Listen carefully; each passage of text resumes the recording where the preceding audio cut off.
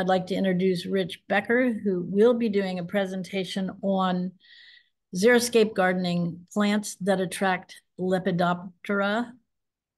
This is part 2 of his presentation from October, when he shared his personal journey designing and planting the Xeriscape bed at the demonstration garden.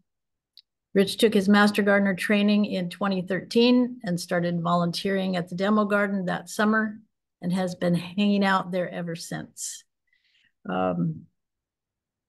We rely on Rich's ability to unravel the red tape surrounding the demo garden legal aspects of anything having to do with working with the city. And he also works on the board as the Multnomah County chapter's OMGA rep and spends a good amount of time at plant clinics at various events.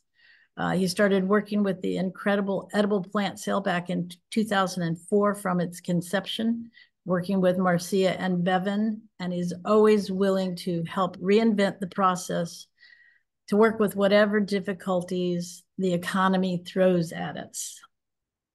This year's plant sale is on May 11th in Northeast Portland. Information for the event and a volunteer sign-up link will be in the March e-news.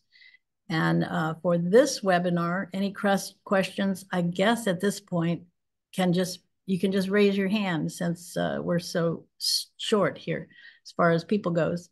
Or you could put them in the Q&A. Now, Rich, you can just take it away. I don't know what else I need to do.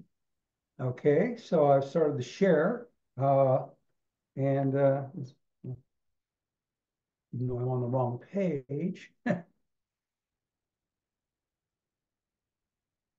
There we go. So where I stopped on the last presentation was I've given an overview of the history of the Xeriscape bed and a listing of the plants, those that did well and those that didn't do as well, and what my plans were for going ahead. And so when I sat down, the final summary from that is that I have plants that are blooming from late January, the Sunset Manzanita, well into late November, the California fuchsias.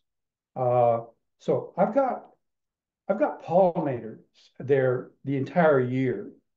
But what I began to realize as I started seeing people give presentations that were influenced by Doug Ptolemy's philosophies, I realized that I thought about pollinators, but I tend to think of bees as pollinators and hummingbirds in that. And I hadn't thought about the importance of having nectar sources that also provide food for Lepidoptera larvae, that in turn, the larva serves as food for songbirds. And there's a to me, a very striking photograph that Doug's Homegrown National Park stuff emphasizes, and that's a chickadee that's got like 4 larvae in its mouth. And chickadees are seed eaters in my mind. And I realized that, yeah, but when they have young to feed, they really go for the protein-rich larvae. So I thought, okay, so how might I extend the plants that I have in the demo garden, at the Xeriscape bed in the demo garden, to those that would attract moths and butterflies? And so I went researching, and I found on the Homegrown National Park a list of container plants that were considered keystone, with little explanation of how they were picked or why. But I figured I got a list. Let's start there. And from that list, I started looking up, okay, do we have websites that basically talk about Lepidoptera that eat these keystone plants? So the first one I researched was the golden tick seed, and it's the other thing is I wanted they all have to be drought tolerant, right? So first thing I did is I went through the list and found out everything that was drought tolerant. and then eliminated the others and started doing in-depth research on each of these.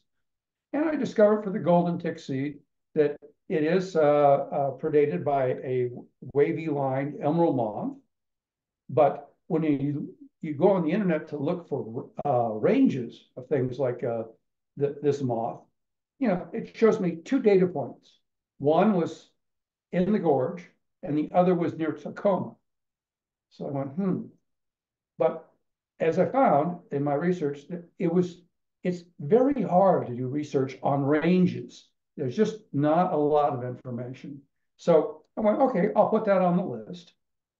The next one I found was this cut-leaf daisy that seemed to be okay, and it corresponds with the northern checkered spot butterfly. And again, the information on whether or not there's the range of this butterfly is in our area was very spotty. So it just wasn't clear if we had populations nearby, but it got on the list. And there's also this, now why don't I have a butterfly for that? Oh, anyway, it was also listed for this hairy false gold nester. And so, oh, I see. It said it attracts bees and butterflies, but it didn't give me what butterflies. So that was where I got on that. And the next one was this white heather aster. It's a perennial, which I like, and drought tolerant, and says it's a great source of nectar for late season pollinators, which I'm learning to be more and more important. And it also is a host plant for that wavy line emerald moth if it's in the area.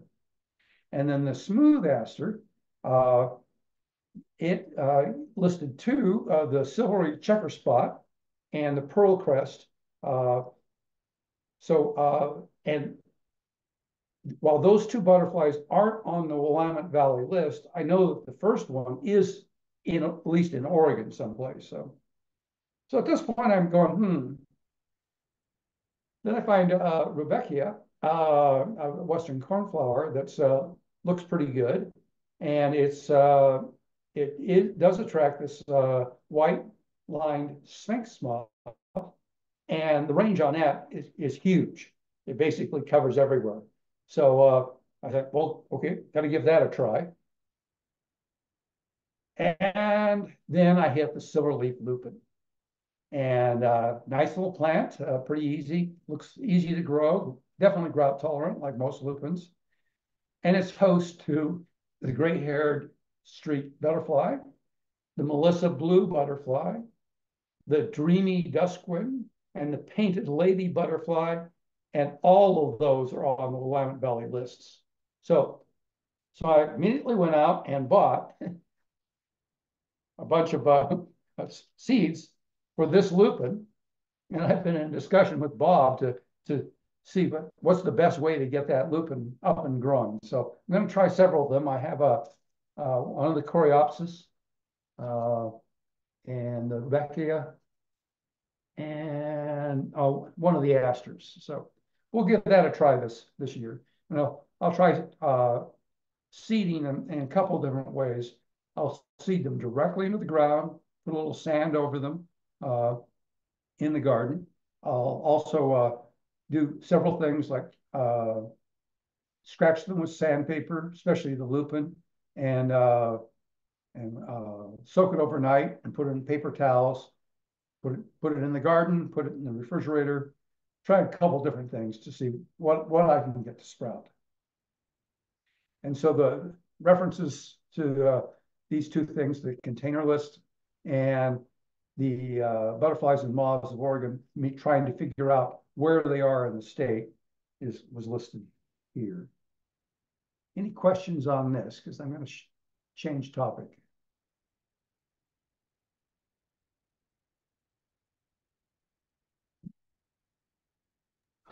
I don't see any questions on this.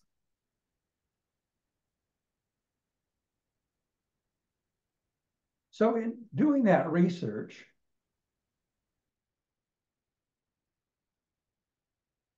I stumbled across some stuff on the Western monarch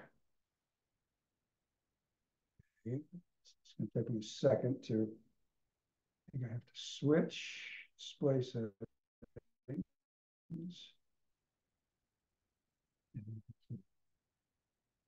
Drop this. I presented you. Okay, is that showing?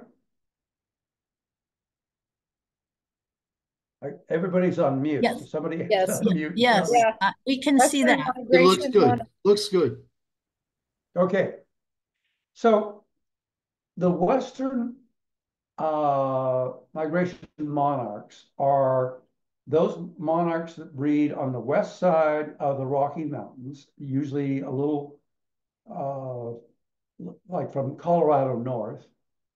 And it turns out that these guys, they migrate to the California coast to overwinter.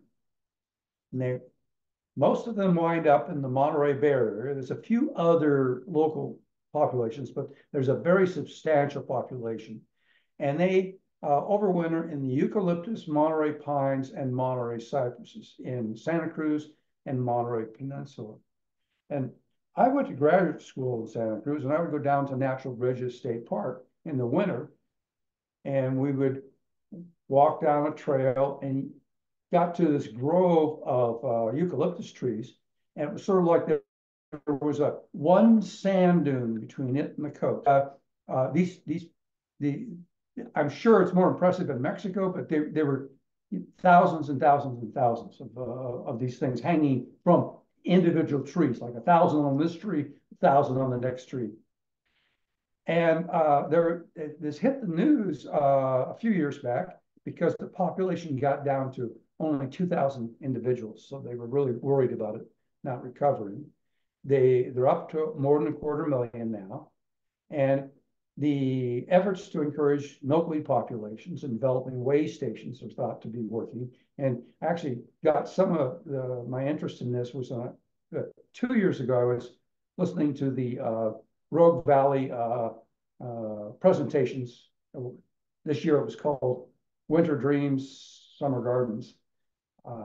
And there were some very, very good presentations there.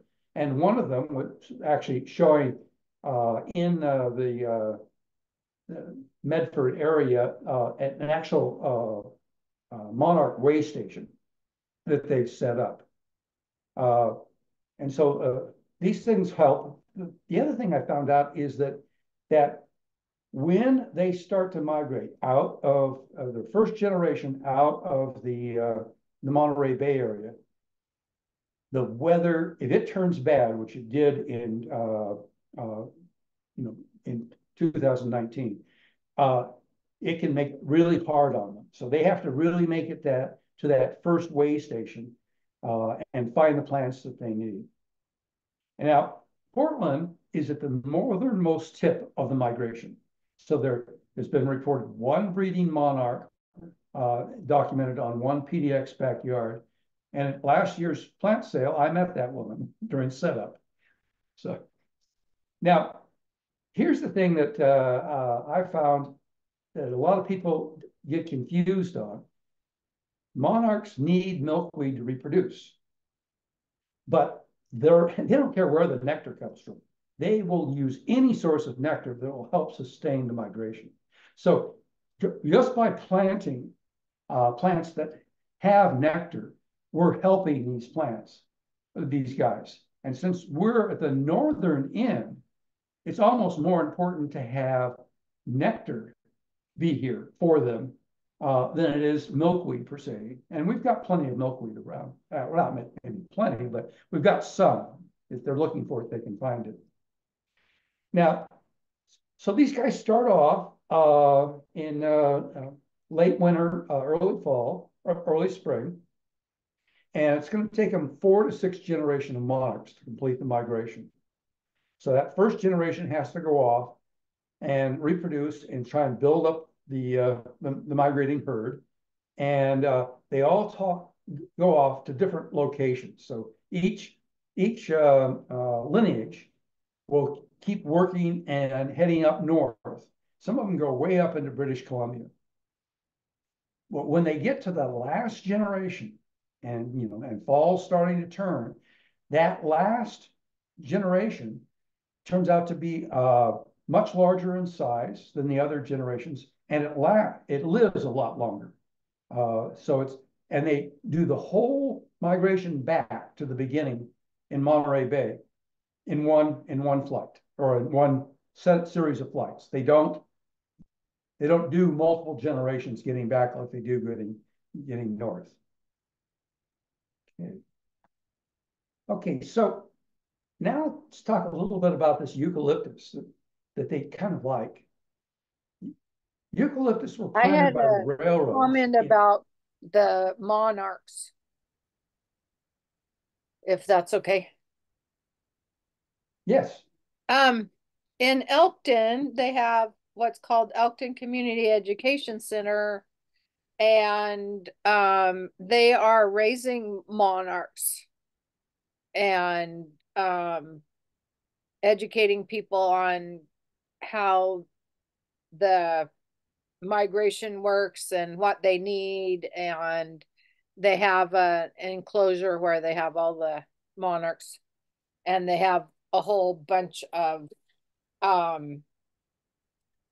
cocoons, you know, the pillars and cocoons hatching out. And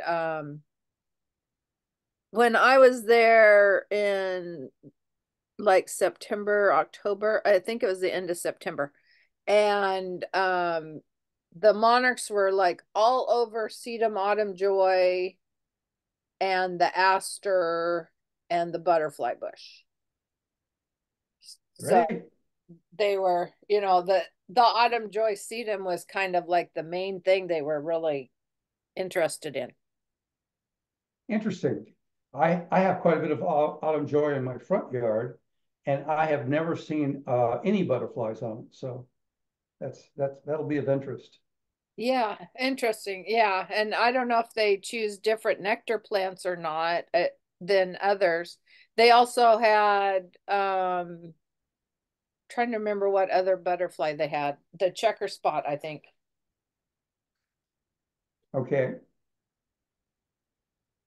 So to go back to the eucalyptus, they were first planted by the railroads in 1853, and they were going to be a source for railroad ties. And they planted them all up and down the coast of California. I went to UC San Diego, and we had beautiful groves of eucalyptus. And we were told the story that they were here and not cut down because it turns out they weren't good for making railroad ties. They had no idea how many species of eucalyptus and gum tree there were, so they didn't do their research. Fortunately, for California, in my mind, that's given California these beautiful, almost like old growth eucalyptus as you drive up from Los Angeles to San Francisco. They're tall trees, 60 good, overwintering monarchs, they need tall trees, at least 60 feet, because they roost in the intermediate level where the wind protection is the greatest. The forest must be dense enough to provide wind protection, and that's my memory of that eucalyptus grove that I visited in Natural Bridges State Park. It has to be open enough so the monarchs receive filtered sunlight to keep their bodies warm, and they need moisture for hydration. So being along the coast, they get a lot of dew and fog that condenses on the trees, and that they're able to get that moisture without it soaking them and causing loss of body heat. And because eucalyptus or gum trees are from Australia,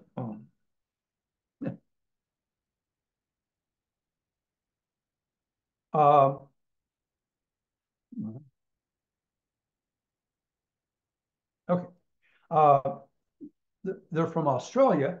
They actually bloom in the Australian summer, which is December to May. And while they're blooming, quote, the wrong time of year for eucalyptus, the flowers of eucalyptus turn out to contain copious amounts of nectar. So they're very attractive to these monarchs because they have a source of food, even though they're not going to reproduce some. And at that time, they don't reproduce. They live there, and then they go to the first station that they're going to reproduce in from the eucalyptus trees. The other two native trees that they have been observed on, the cedar and the cypress, frequently do not meet these criteria. So the eucalyptus tend to be really popular. So then that comes up the question of, well, when did this migration start?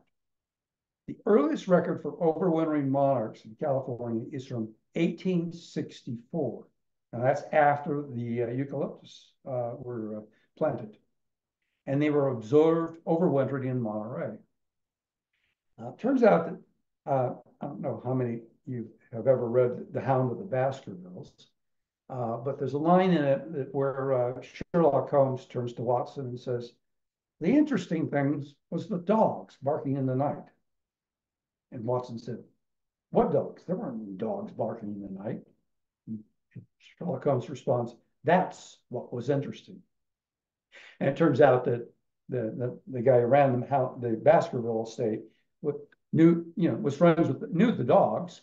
He was the master. And so they didn't bark at him. So that's how Sherlock figured out he was the bad guy. Well, okay, David Douglas, Douglas fir fame, visited the West Coast in 1830 to 1832. And he actually overwintered in Monterey. And he doesn't mention the monarch migration. And that strikes myself and other people strange. Also, the Spanish in Monterey made no record of it. And it's more like these people were disconnected from nature like we are. They were right there and recording things and talking about things and, dealing with this stuff because they had to live off the land as it was. So along comes this guy, Richard Bain Wright, and he thinks that the migration got started when, as the West Coast got populated, early settlers cleared trees, and that created an explosion of milkweed, and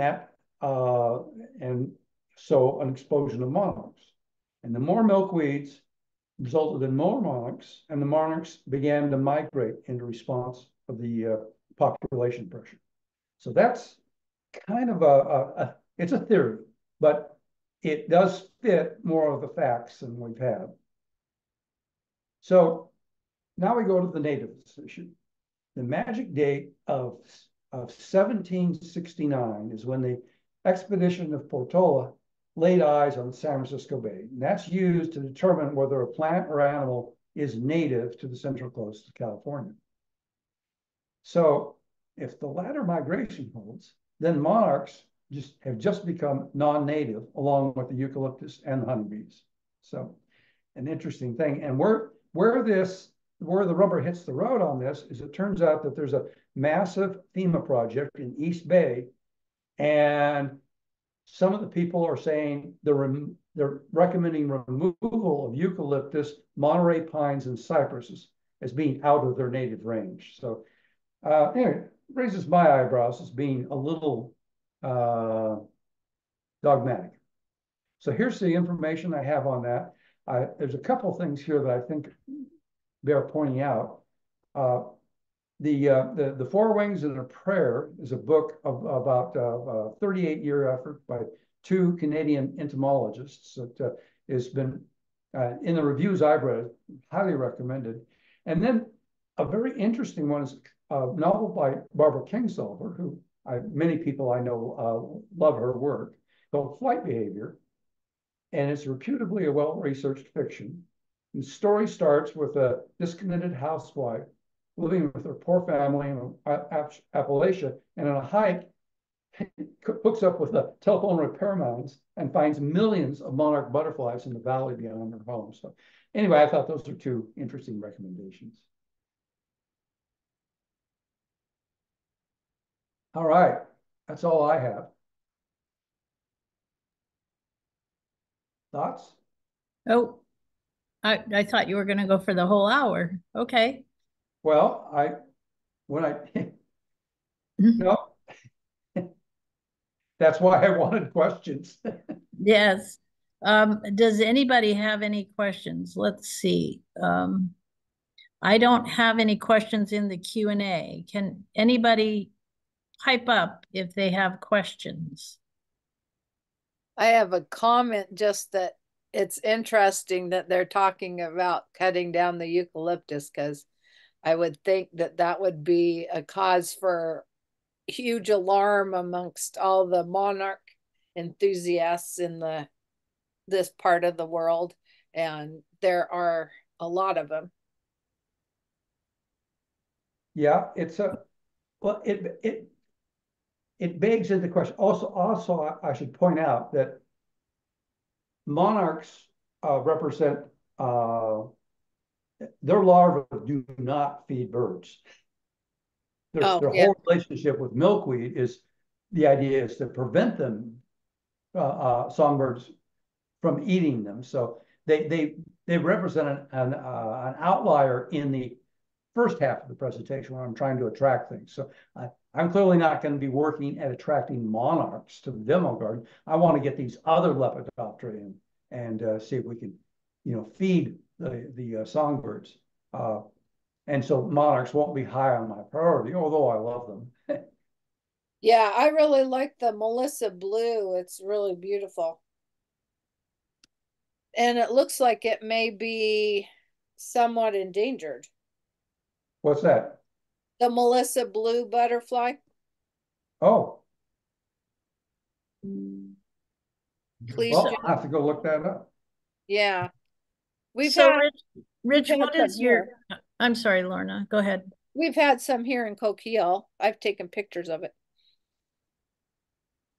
So Rich, what do you think is the most important plant that you're going to try this season in the Xeriscape bed?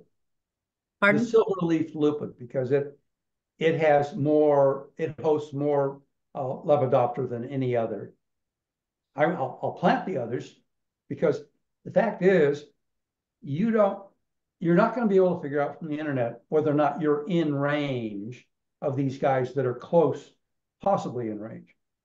You're going to just have to plant it and see, because it turns out people don't report in a consistent manner the sightings of where these butterflies and moths actually are.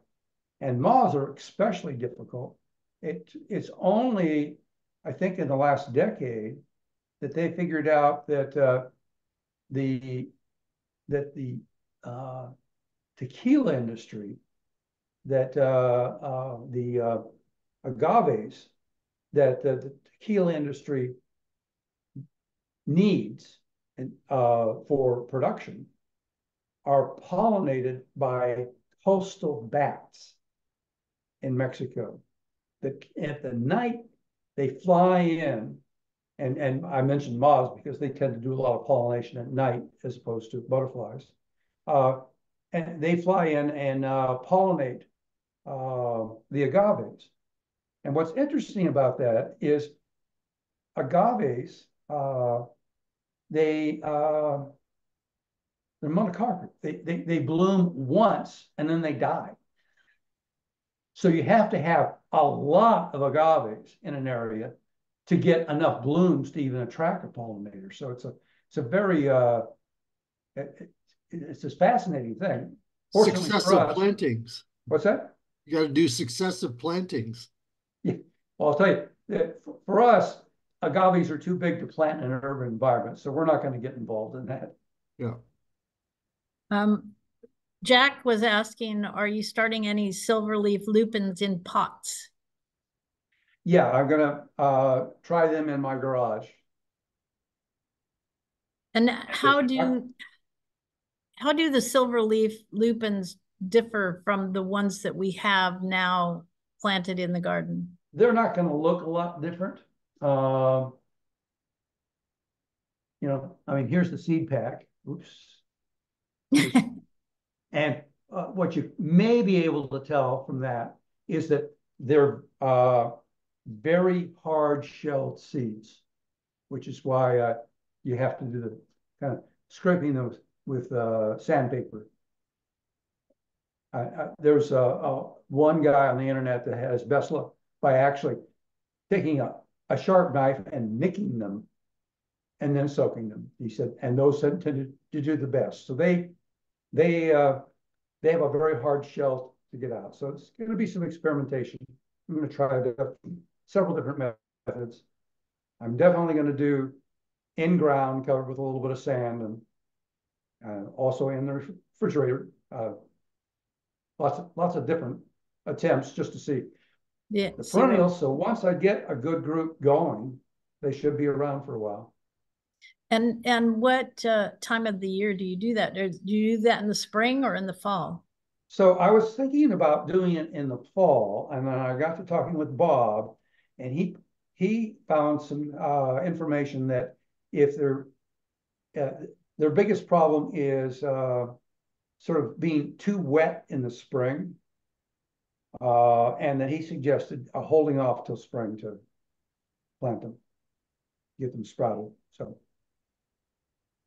we had some in our yard, and the flowers aren't as quite as exciting. They're not as big, and the leaves aren't as big, and they're a little more cut. They're a little more weedy looking, but I thought they were great. I don't remember them having tons of butterflies, but I mean, we always had tons of butterflies and bees because we had a lot of stuff in the front yard. But they reseeded really easily. yeah, that's what I'm hoping. Yeah, we didn't plant them, and there was always like more the next year unless there was other stuff crowding it out too much. We ended up with a lot of columbine and forget me not because we liked it and we didn't pull it up. So so there was always more of that. It was like more of everything. But yeah, they did really well. It wasn't a problem. So, Rich, is the lupin more of a xeriscape plant, or I mean, I seem to remember it being in the shade garden and over in Bob's in the North Hedgerow and other places, and it in my backyard. I know it's not the same one, but different kind of lupin, but they grow just about anywhere. Yeah, they tend to prefer full sun, but they can withstand some partial shade. I don't have any in the shade garden. Okay. Bob clearly has cultivated quite a few in the North Hedgerow. Okay. We had them in full sun. Yeah, and having grown up in the desert, and we had so I grew up in an incredibly dry desert where the climax plant was called creosote bush. It's so you didn't get to see things then, but as you got into these rocky areas in the foothills that got a little water and a little drainage runoff from the washes and stuff, you would see lupin up in that type of area. About the same area that we'd see ocotillo, which was, to me, a mountain plant.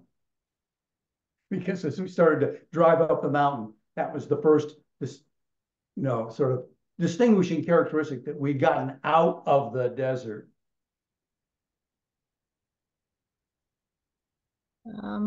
I see no other questions. Does anybody else have any questions or comments? A comment. I found this quite interesting. The attempt to find plants that'll attract a variety of Lepidoptera and not so much the monarchs.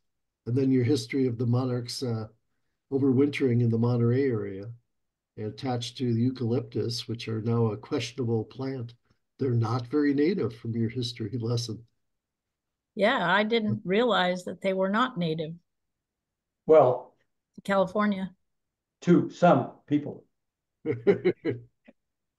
So the other interesting thing is that I recall back we were discussing about putting water out for insects, and then we actually observed at the garden where Carol was doing overhead watering.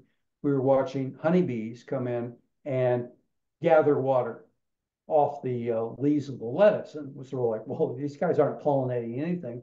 And it turns out that honeybees gather water to take back to the hive to do sort of the desert cooler, evaporative cooling, to help keep their hive cool.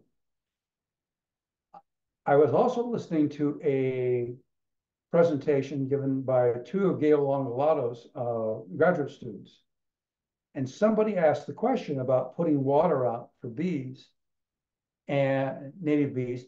And both graduate students chimed in with, oh no, they get all the water they need from nectar. They're not likely to go to a source of water for that. It's the only thing you usually see at a source of water would be honeybees to cool their hives. So that tells me a couple different things, but the most important take home is maybe all of the beds should be looking at, I think Bob's way ahead of us on this, but all of the beds should be looking at planting nectar producing plants and ones that are friendly to Lepidoptera. So we're talking about, the whole demo garden is talking about attracting more birds. How is that going to be an issue for you also wanting to attract butterflies? Will the birds eat the butterflies? The birds will eat the larvae of the butterflies, and that's what helps attract the birds. So in several statements of experiences of people who've been following Doug Ptolemy's line of thinking, they say they start planting the plants that he's been recommending, and that within 3 years they notice in the spring the abundance of songbirds just in noise. So that's it's not research based, but it's sort of a statement. Now the problem is Doug Ptolemy's people and things are all much more East Coast to central, Midwest. And when you look at the information that he has on his site, there isn't a lot for us West Coast people to deal with. And in fact, he puts us in what they call a bioecoregion that is shared with British Columbia and all the way over to Colorado. And so that's not specific. It's not like Willamette Valley. I mean, like I said, I could find this one thing on container plants in the Willamette Valley that somebody had put on the site. And so it's a lot of the stuff is anecdotal, but anecdotal information is good. It gives us something to experiment with. We're just not going to be going to the farmer's market until we have enough experience to be able to say confidently that if this was backed up with research, we won't be contradicted. Right. Okay, did anybody else have anything? I think the participants are mute. Thank you, guys. Yes, thank you so much, Rich. Thank you, Rich. This has been very interesting, and I think we need to know more about all of this as we're going forward in the garden and planting different plants and see how they react to the different Lepidoptera and birds and everything else that all works together. Yeah, to me, it was a bit of a revelation in communication. So I've heard for years that songbirds were decreasing, and that they were decreasing due to lack of habitat.